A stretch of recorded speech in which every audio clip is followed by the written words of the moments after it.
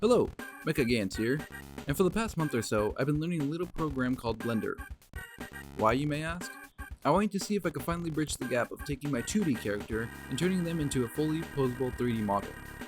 That, and I finally have a reason to use Blender. I've always wanted to make something in 3D, and this past month of unemployment has motivated me to create something new. Hell, this video might interest you in doing the same.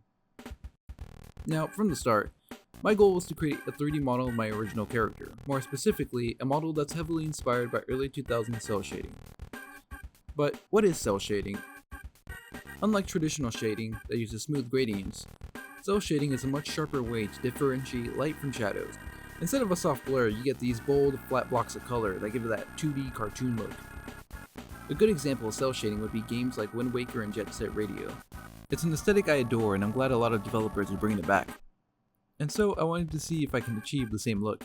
Except there was one small problem. I've never made a 3D model.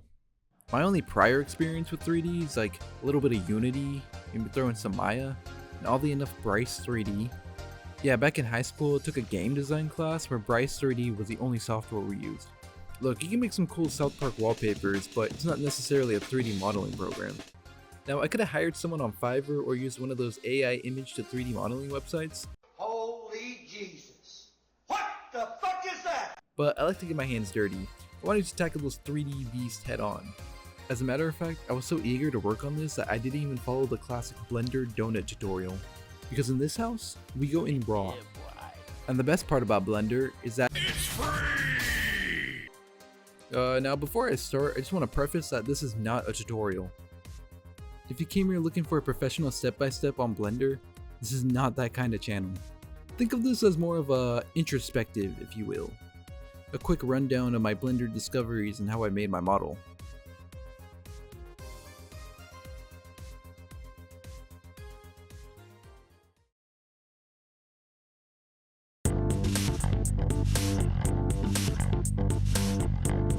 Since I was going for a 3D blocky look, I didn't get too detailed into the details. As long as I had a nice blocky silhouette, I was fine, since texturing and shaders will do all the details we need. Honestly, modeling is probably the easiest part, as most of the process includes extruding, rotating, and loop cutting faces. When making a 3D model, I recommend subdividing a cube and smoothing it out to get this blocky sphere shape. This made modeling pieces like the head a lot easier. Now, I only model one side of the body, then add a mirror modifier, that way it mirrors to the other side. So if I do something on one side, it affects the other. This modifier also helps with the texturing process. Speaking of which,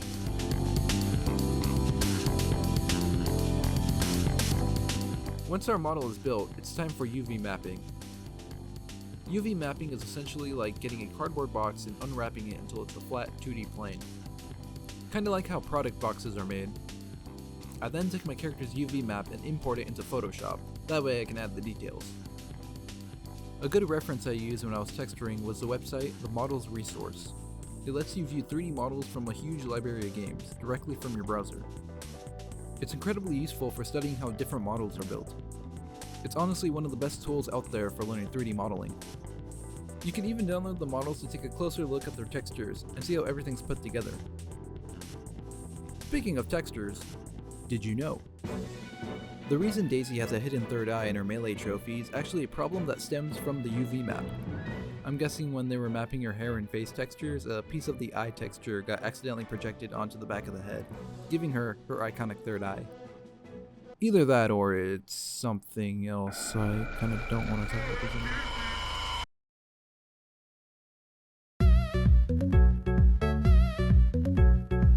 So for rigging, you're basically adding a skeleton to the inside of your model, making it so that you're able to pose your model in any way you like.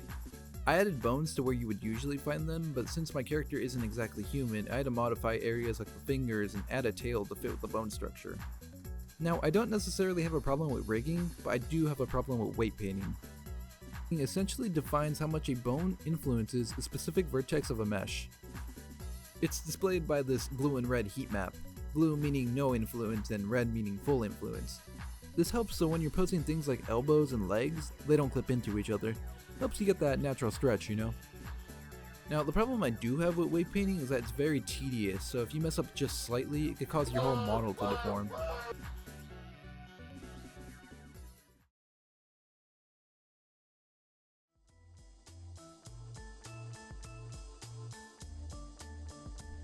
Now before I finish my model, I need to add the finishing touches. I downloaded the Stylized shader pack from Dragon X on Gumroad. This pack comes with a bunch of shaders and outlines that you can use on any of your models. I used one of the cell shading shaders that defines my shadows and highlights with this halftone effect.